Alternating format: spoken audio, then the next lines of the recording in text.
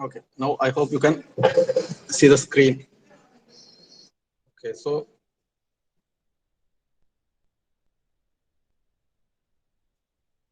during the last class, during last class we have started discussing about steel structures. So now you know what is steel. So steel is a combination of iron and carbon. So why we are combining carbon with iron, Jayaram എന്തിനാണ് നമ്മൾ ഇരുമ്പിന്റെ കൂടെ carbon ചേർക്കുന്നത്?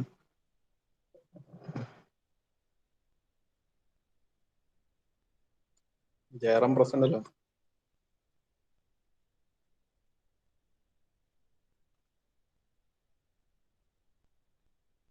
Abhirami strength കൂട്ടാനാണോ? So what are the other functions? Strength. It, if you are using pure iron, you can not even bend it. അല്ലെ, നമുക്ക് അതിനെ bend ചെയ്യാൻ പോലും പറ്റില്ല, അപ്പോഴേക്കും അത് പൊട്ടിയിട്ടുണ്ടാവും അല്ലെ. അതാണ് situation. So in order to make it more workable അല്ലെ എന്ന് പറഞ്ഞൂടെ. അതുപോലെ in order to prevent rusting അല്ലെ, റസ്റ്റിംഗ് പ്രിവെന്റ് ചെയ്യണം, അല്ലെങ്കിൽ അത് 10 ദിവസം കൊണ്ട് അയൺ ഓക്സൈഡ് ആയി പോകും അല്ലെ. So that is how discussed. And what are the advantages of steel? സ്റ്റീലിന്റെ അഡ്വാൻറ്റേജസ് എന്തൊക്കെയാണ്? As a structural material, like compared to other conventional materials such as concrete, it is having advantages. That also we have studied. After we have studied the characteristics of steel. So taking mild steel as an example. നമ്മൾ mild steel example ആയിട്ട് എടുത്തു. So mild സ്റ്റീലിന്റെ ഗ്രാഫാണ് നമ്മൾ പഠിച്ചത്. So in mild steel, you can see all the salient points, just like yield point, then ultimate strength, then proportionality limit, elastic limit, everything are clearly visible in the stress strain graph for mild steel. So the structural steel that we are using is nothing but mild steel. Mild steel തന്നെയാണ് structural steel എന്ന് പറയുന്നത് അല്ലെ. നമ്മൾ carbon content കണ്ടിട്ടുണ്ട് അല്ലെ. Carbon content 0.15 തൊട്ട് 0.4 അല്ലെ നമ്മൾ പഠിച്ചിട്ടുണ്ട്. സോ ആ ഒരു പെർസെൻറ്റേജ്, ആ ഒരു റേഞ്ച് പെർസെൻറ്റേജ് വരുന്ന സ്റ്റീലിനാണ് നമ്മൾ മൈൽഡ് സ്റ്റീൽ എന്ന് വിളിക്കുന്നത് അല്ലെ. 0.15 to 0.45%. So this mild steel or low carbon steel അല്ലെ. നമ്മൾ ലോ കാർബൺ സ്റ്റീൽ ശരിക്കും 0.15 താഴെ കാർബൺ കണ്ടന്റ് ഉള്ള സ്റ്റീലുകളെയാണ് നമ്മൾ മൈൽഡ് സ്റ്റീൽ എന്ന് വിളിക്കുക അല്ലെ. സോ നമ്മൾ ലോ കാർബൺ സ്റ്റീൽസും മൈൽഡ് സ്റ്റീൽ തന്നെയാണ് അല്ലെ. അപ്പൊ നമ്മൾ നമ്മുടെ സ്ട്രക്ചറൽ സ്റ്റീൽ ഉണ്ടാക്കാൻ വേണ്ടിയിട്ട് യൂസ് ചെയ്യുന്നത് ഈ തരത്തിലുള്ള സ്റ്റീലാണ്. So we are using this kind of mild steel as structural steel. So what is the difference between reinforcement steel and structural steel? ഈ റീഇൻഫോഴ്സ്മെന്റ് സ്റ്റീലും സ്ട്രക്ചറൽ സ്റ്റീലും തമ്മിലുള്ള ഡിഫറൻസ് എന്നാണ്. So for the purpose you should know chemically both the steels are same only അല്ലെ. നമ്മൾ chemically നോക്കുകയാണെങ്കിൽ രണ്ടും mild steel തന്നെയാണ്. റീഇൻഫോഴ്സ്മെന്റ് ബാർ ആണെങ്കിലും അതുപോലെ നമ്മുടെ സ്ട്രക്ചറൽ സ്റ്റീൽ ആണെങ്കിലും still it possess some differences അല്ലെ. ജസ്റ്റ് ലൈക്ക് നമ്മൾ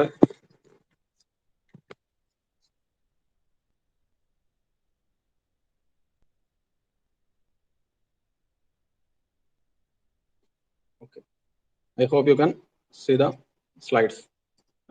So here you can see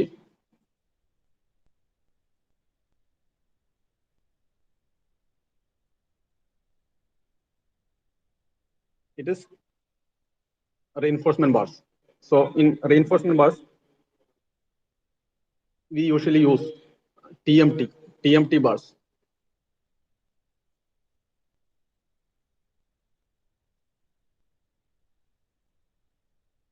Okay, TMT bars means thermomechanically treated bars. Okay, in TMT bars, what we are doing is first we have to heat it continuously. So first we heat it and suddenly we cool it. First we heat it and suddenly we cool it. So what happens is the outer layer will get cooled rapidly. Okay, so rapid cooling occurs. So the outer layer only get cooled and the inner layer still it will be hot. So the inner layer will be still hot, but the outer layer rapidly cools. So what happens here is due to the higher temperature in the inner layer, it will be too much flexible. Okay, so it will be too much ductile due to this property. Okay, so it will impart ductility to the rebars, and this process is known as thermomechanical treating. Okay, so thermomechanical treating makes the bar more ductile and strong. So we usually use TMT or HYSD bars. So what is this HYSD bar?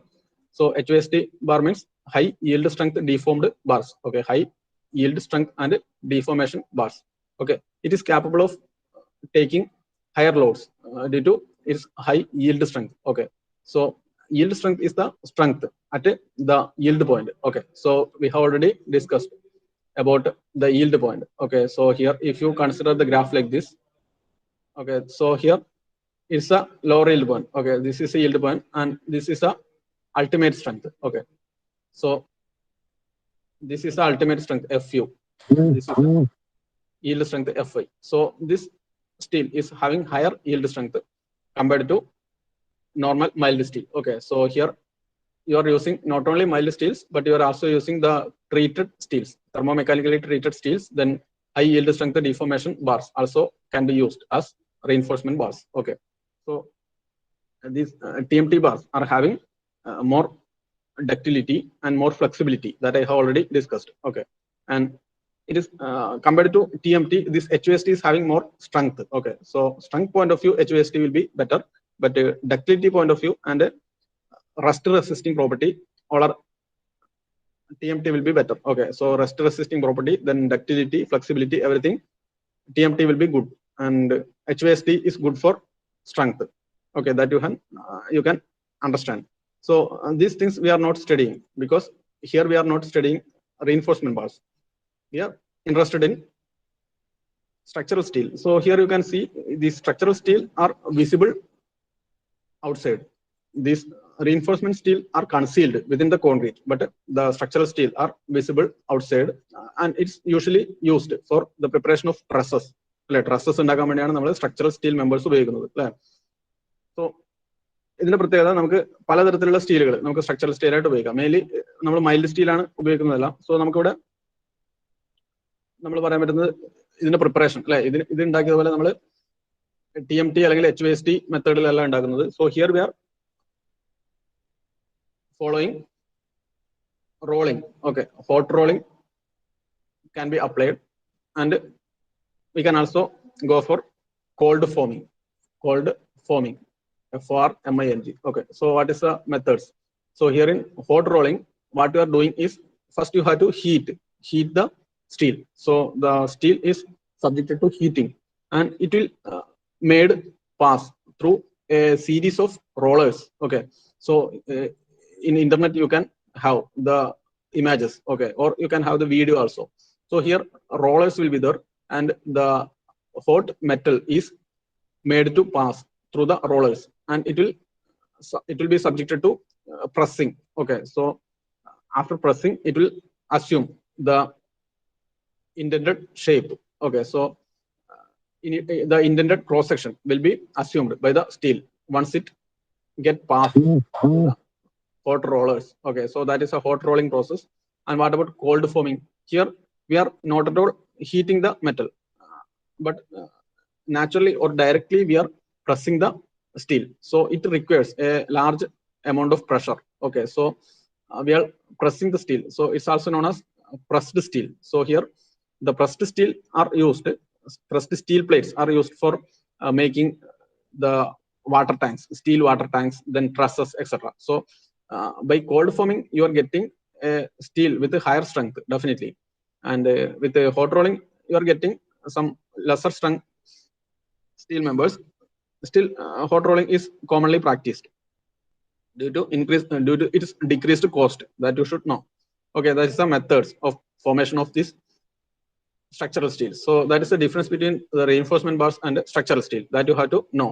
And we have already discussed about mild steel, medium steel, and high carbon steel based on the carbon content. Okay, so the percentage also you have to study. And here mild steel is commonly used for the preparation of structural steel. Okay, here we are interested in the structural steel only. And based on the ingredients, you can also classify. So manganese, if you add manganese, it will be manganese steel. And phosphorus steel, silicon steel, nickel steel, chromium steel. You can add various elements in order to impart some particular functions. Just like if you want to prepare the bodies of vehicles, then you have to use this manganese. Then phosphorus can be used if you want to make some particular application. Then you can add the combination of these also by different percentages, so that you can make the steel which possesses some particular characteristics. I hope it's understood. So that is the types of steels that we are discussing.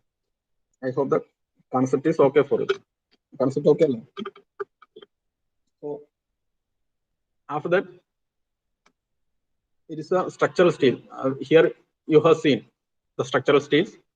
Here we are having different types of structural steels. Now it's known as, and before that, let me introduce you with the steel code. Okay.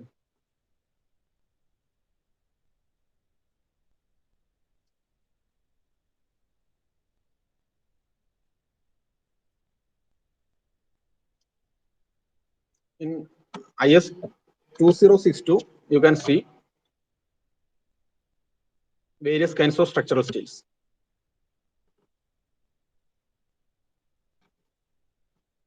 Okay, let it be opened.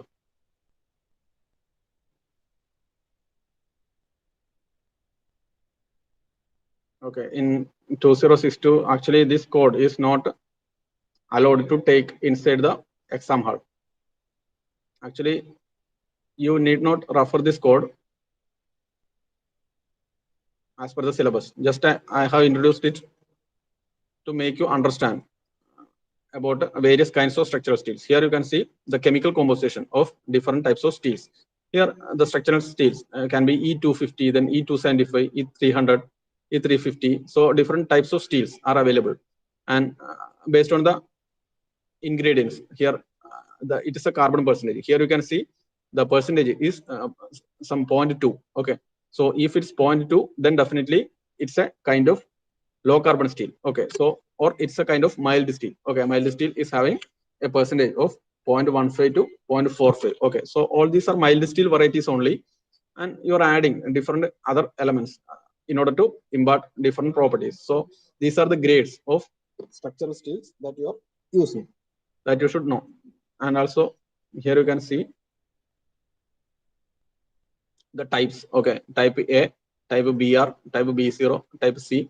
Actually these are not important. I'm just showing the content, that's all. Okay, so here you can see the tensile strength. Okay, here the yield strength is given. Sorry, it's the ultimate strength. Okay, fu value is 410, then 430, 440. So in this way you can see here E250 will be the commonly using steel with the 410 Newton per mm square as the ultimate strength. Okay, so anyway, you need not study this. Just I introduce in order to make you understand the types of structural steels. So similarly, you can have the type of reinforcement steels also. That also you have already studied. Okay, Fe 415 you have studied with an Fi value of 250 Newton per mm square. Okay.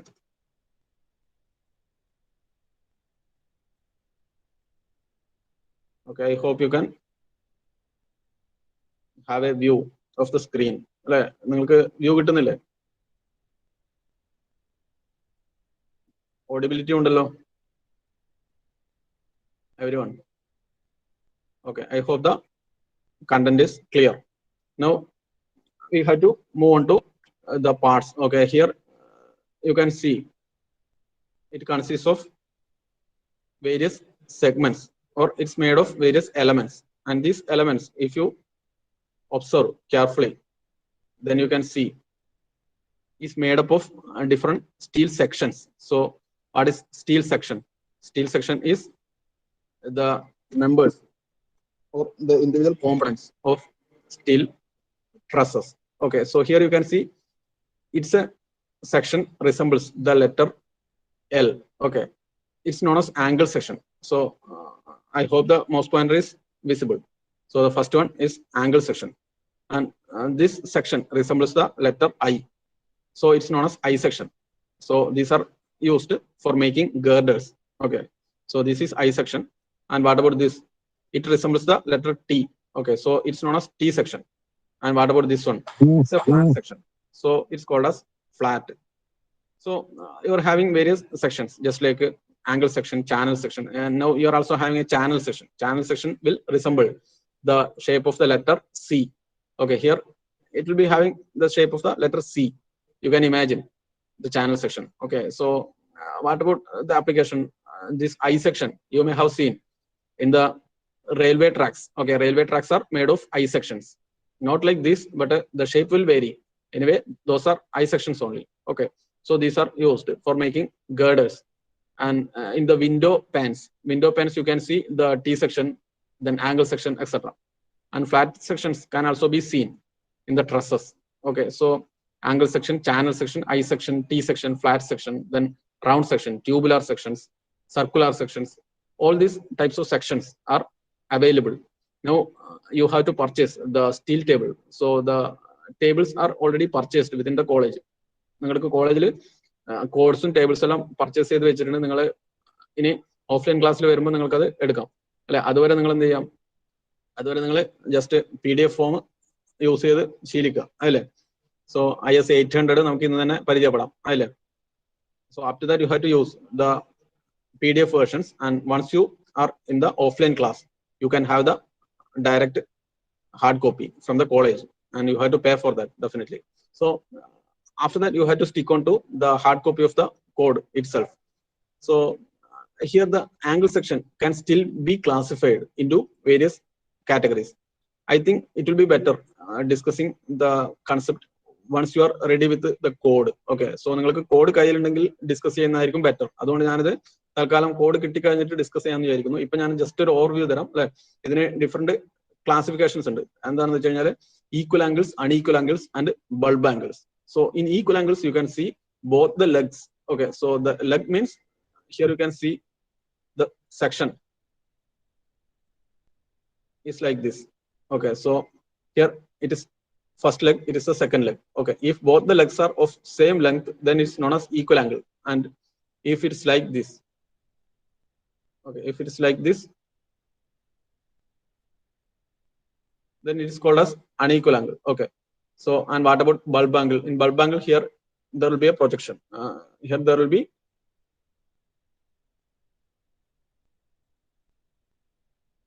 a bulged portion, so that is why it is known as bulb angle. Okay, so this bulb angle is having no application in our syllabus, so you may deal with the equal angles or unequal angles. Okay, and what about the I section?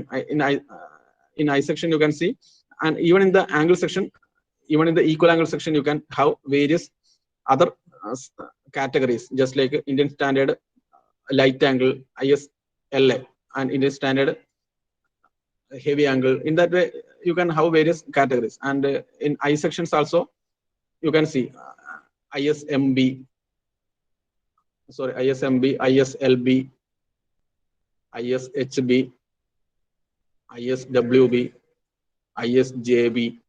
So what are these? In code book you can see, and in the code book it will be written also. So better we will discuss once you are ready with the code. Okay, so anyway I will give you an overview. Okay, so ISMB means Indian standard medium beam, and Indian standard light beam, Indian standard heavy beam, BEAM. Okay, beam. So these I sections are called as beams. Okay, so medium beam, light beam, heavy beam, then wide flanged beam, then junior beam. Okay, so in this way you can name these, and all the properties will be listed in the steel table. Okay, so once you get steel table you can have a view. Similarly, T sections can also classify, just like ISMT, ISLT, ISHT, ISWT, ISJT in that way. Okay, so in this way we can classify various steel sections. So it is classified based on the cross-sectional shape of the structure. So all the properties, just like the moment of inertia of the shape, moment of inertia of the cross section, then radius of gyration of the cross section, then area of the cross section, then unit weight of the cross section. So everything will be listed in the steel table, and also they will be providing a cross sectional figure with all the dimensions marked. That will be provided at the beginning of the individual pages, so you can have a view of the soft copy. And that's all about steel sections. Now you have to study from the syllabus. I hope you have already studied an introduction to steel and steel structures. Then properties of steel we have discussed. Okay, so the hardness, brittleness, then yield point, then tensile strength, rusting. So we have discussed. So all these properties will increase when the carbon content increases, and when the carbon content increases, what will happen? The weldability will decrease. Okay, so the steel cannot be welded if it's having more carbon content. Then the plasticity will also get decreased. Then ductility will get decreased. It will become more brittle. So the high carbon steel are mainly used for some heavy purposes, just like so for making mallets. Mallet means നമ്മൾ ചുറ്റിക എന്നെല്ലാം പറയുന്നില്ലേ, അതുപോലെ നമ്മൾ heavy ആയിട്ടുള്ള equipments അല്ലെ, നമ്മളിപ്പോ anvil നേട്ടുണ്ടാവും അല്ലെ, ആൻവിൽ, മാലറ്റ്, അങ്ങനെയുള്ള സാധനങ്ങളൊക്കെ ഉണ്ടാക്കാനാണ് ഉപയോഗിക്കാം അല്ലെ. നമ്മള് ഫ്ലക്സ് ചെയ്യാനുള്ള അല്ലെങ്കിൽ ഒടിച്ചു മടക്കാനൊക്കെ ഉപകാരപ്പെടുന്ന സ്റ്റീലാണ് വേണ്ടുന്നതെങ്കിൽ നമ്മൾ മൈൽഡ് സ്റ്റീലാണ് എടുക്കേണ്ടത് അല്ലെ. നമ്മൾ സ്റ്റീൽ സെക്ഷൻസ് എടുക്കാൻ മനസ്സിലാകാൻ പറ്റും, എല്ലാം റോളിംഗ് മില്ലിലൂടെ പാസ് ചെയ്തിട്ടുള്ള സെക്ഷൻസ് ആണ് അല്ലെ. നമ്മൾ പർട്ടിക്കുലർ ഷേപ്പിലുള്ള റോളിംഗ് മില്ലിലൂടെ ഈ സ്റ്റീലിനെ കടത്തി വിട്ടിട്ടാണ് നമ്മൾ എന്ത് ചെയ്യുന്നത്, ഹോട്ട് റോൾഡ് മില്ലിലൂടെ കടത്തി വിട്ടിട്ടാണ് ഈ വേരിയസ് ഷേപ്സ് അതിനുണ്ടാക്കി എടുക്കുന്നത് അല്ലെ. സോ അങ്ങനെ കടത്തി വിടുമ്പോൾ അത് ആ പർട്ടിക്കുലർ ഷേപ്പിൽ വരണമെങ്കിൽ അത് മൈൽഡ് സ്റ്റീൽ തന്നെ ആയിരിക്കണം അല്ലെ, കാർബൺ കണ്ടന്റ് കുറവായിരിക്കണം. So that's a property. Now you have to use the stress strain diagram also. So here especially you have to concentrate at 2 points. So the low yield point Fy and the ultimate strength Fu. Okay, ultimate strength Fu.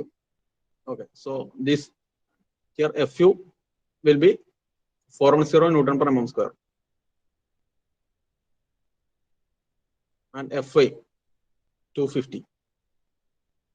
So this kind of steel you will come across with every problems. Okay, എല്ലാ പ്രോബ്ലത്തിലും ഈ type steel ആയിരിക്കും നിങ്ങൾക്ക് കാണാൻ വേണ്ടി പറ്റുക, mild steel. Okay, so here ഇങ്ങനെ ഒരു question തന്നു കഴിഞ്ഞാൽ ഈ പോയിന്റ് 250 ആണെന്നും ഈ പോയിന്റ് 410 ആണെന്നും നിങ്ങൾ മനസ്സിലാക്കുക ഗ്രാഫിൽ അല്ലെ. അതാണ് അതിന്റെ ഫിസിക്കൽ മീനിങ്. സോ ഇനി അങ്ങോട്ട് ഗ്രാഫ് ഒന്നും ഉണ്ടാവില്ല, നിങ്ങൾ ഡയറക്റ്റ് Fy തരും, അപ്പൊ Fu എടുത്തോളാം, ക്വസ്റ്റ്യൻ ഒക്കെ ചെയ്തോളാം അല്ലെ, അതായിരിക്കും ഉണ്ടാവുക. So now the structural steel section also we have discussed. I hope the concept is clear. ഗോപന് മനസ്സിലായോ സ്ട്രക്ചറൽ സ്റ്റീൽ എന്താണെന്ന്? സ്റ്റീൽ സെക്ഷൻസും സ്ട്രക്ചറൽ സ്റ്റീലും കൺസെപ്റ്റ്സ് മനസ്സിലായി കാണും അല്ലെ? ഗോവൻ പ്രസന്റ് അല്ല?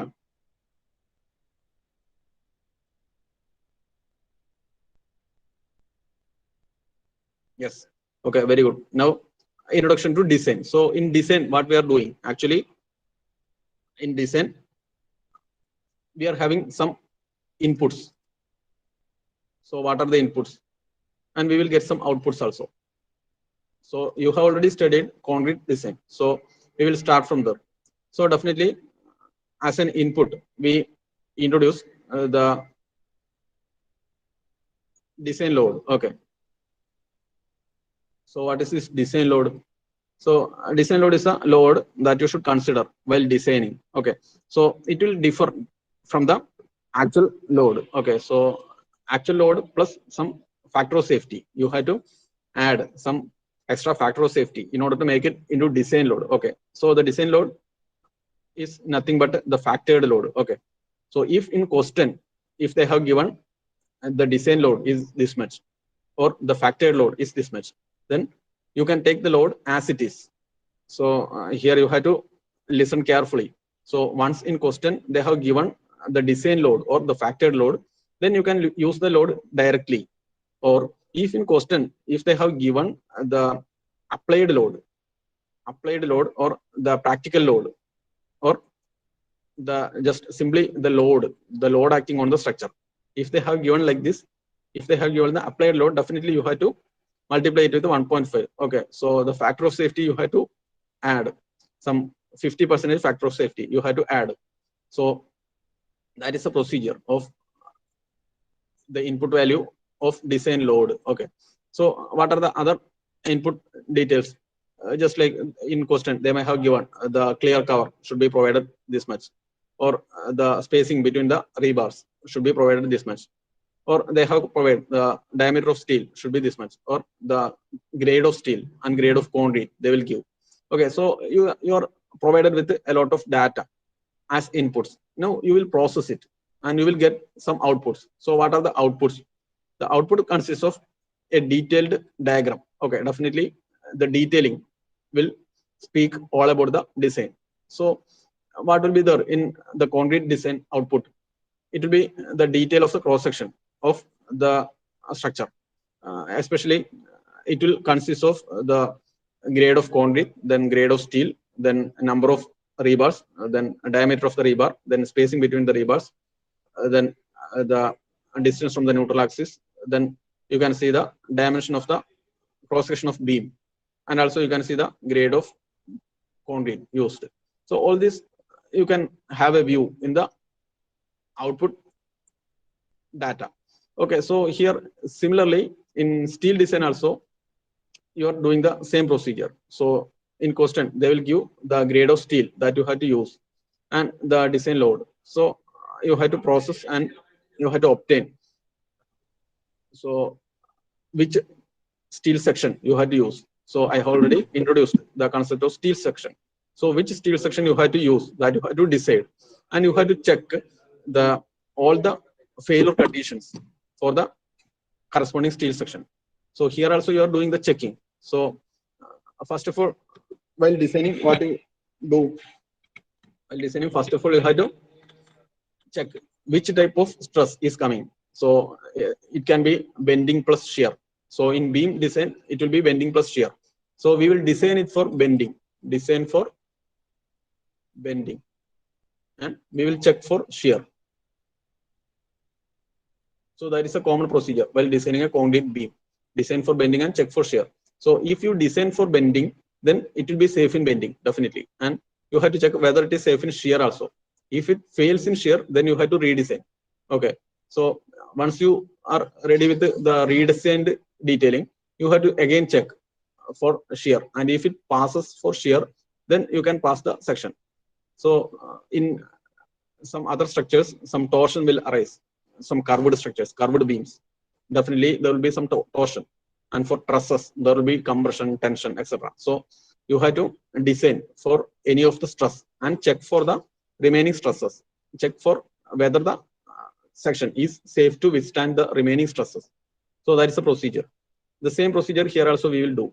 So we will decide a steel section, and we will check whether the section is safe in handling the shear, torsion, tension, compression, etc.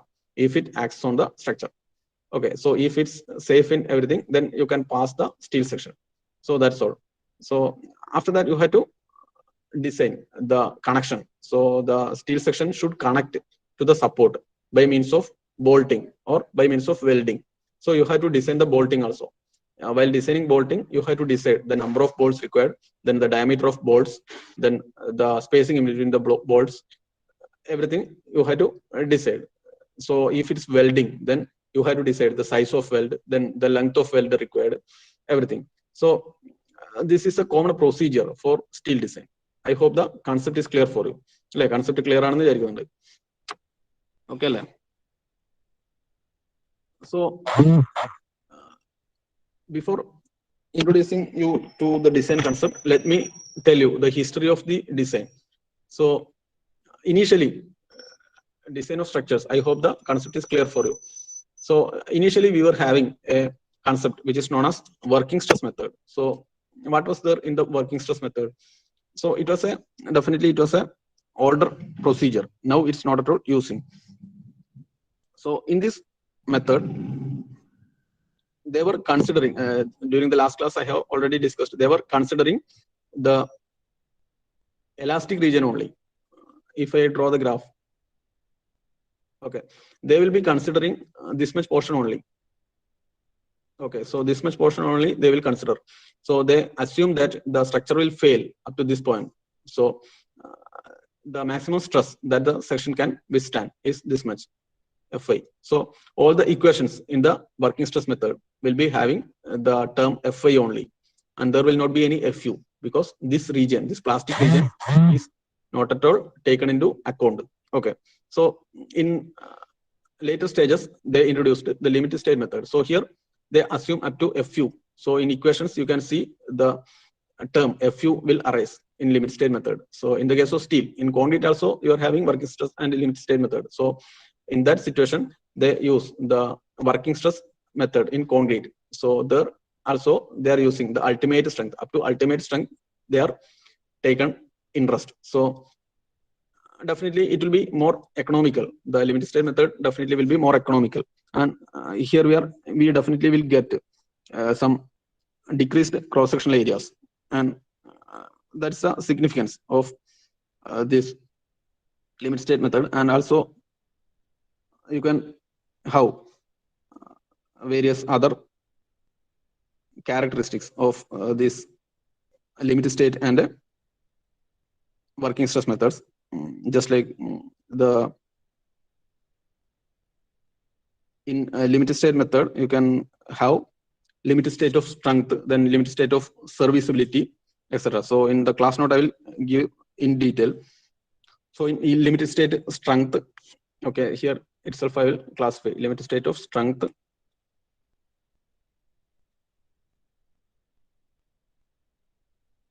limited state of serviceability. Here we are assuming the structure is having a particular limit state. So beyond that limit state, the structure cannot withstand the load. So that particular limit state is decided for various categories. So the limit state for strength. So until this limit state, the structure will be strong. So after the limit state is attained, the structure will no longer be strong to take the load. So similarly, in limit state of serviceability, it says that the structure will be serviceable up to the limit state only, and after that limit state the structure can no longer provide service. So that is the significance of limit state of serviceability. So you have to study limit state of strength and limit state of serviceability. So once the limit state of strength is over, then what will happen? The structure will yield. The structure will yield, or the structure will buckle. Buckling. I will discuss buckling in module 3 in detail. Okay, so the structure will buckle, or the structure will loses stability, or it will overturn, or it will undergo sway. You have studied about sway in structural analysis. Okay, so otherwise it will undergo fracture. Okay, so yield, buckle, then stability will be lost, then overturning will occur, then sway will occur, or fatigue will occur. Okay, fatigue, you have studied about fatigue, and brittleness, brittle fracture will occur. So all these are the situations when the structure comes beyond the limit state of strength. Okay, so what about limit state of serviceability? Once the structure is beyond limit state of serviceability, then the structure will undergo deflection. Okay, so the structure will undergo vibrations. Otherwise, the structure will undergo fatigue. Then the structure will undergo corrosion, or the structure will undergo fire. Okay, so all these situations will arise when the structure is beyond its limit state of serviceability. Okay, so that is the significance of, or that is the difference between the strength and serviceability of limit state. So limit state can be defined as the condition beyond which the structure cannot fulfill its intended function. Okay, so in limit state method nowadays we are conducting the design procedures. So that you have to study.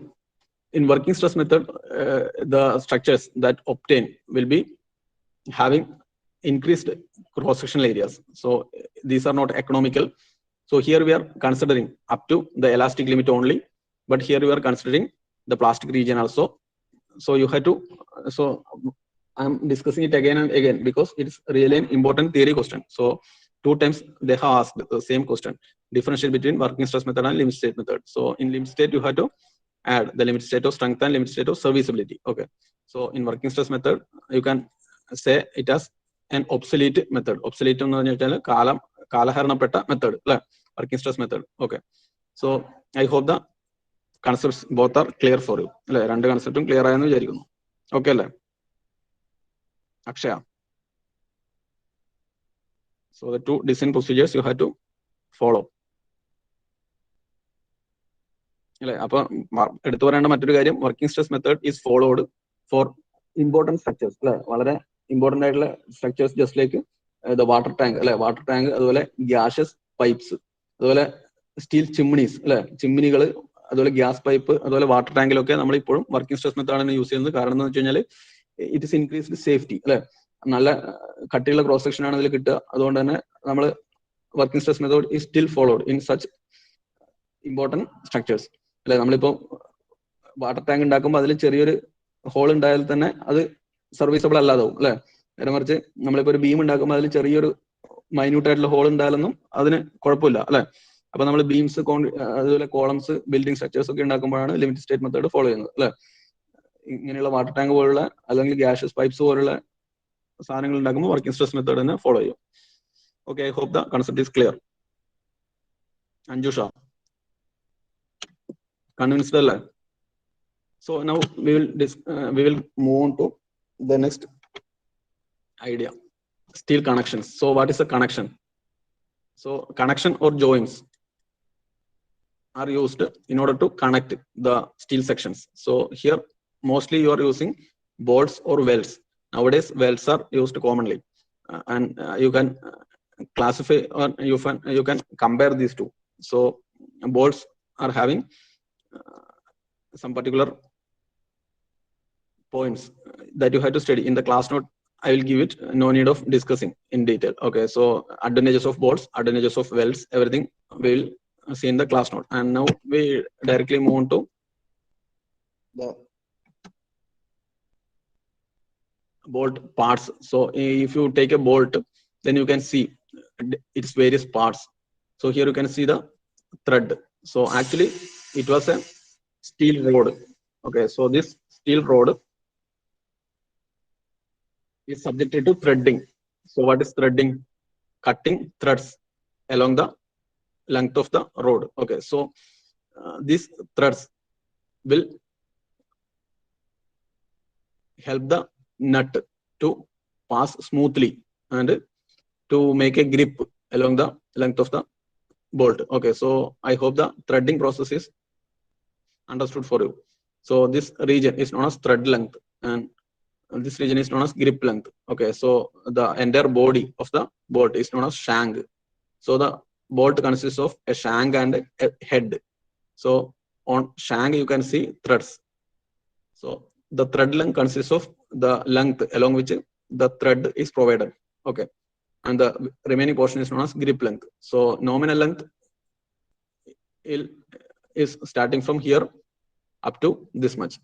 It's a nominal length. Okay, so the head cross section can be hexagonal or square. So based on that you can have square bolts and hexagonal bolts. Okay, so we will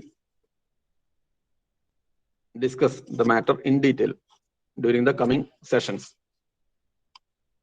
I hope the content is clear for you. So in this today's class, the important points are the structural steel sections, then the concepts related to structural steel, then various joints just like bolts, welds, so various parts of bolts, then the design philosophies just like limit state method and working stress method. Okay, so you have to study all this in detail. I hope the concepts are clear. Concepts clear everyone?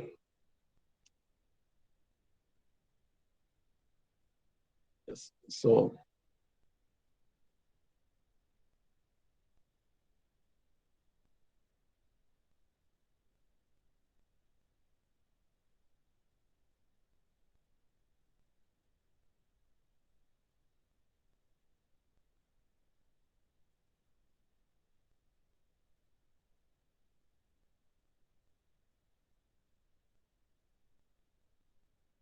Yes.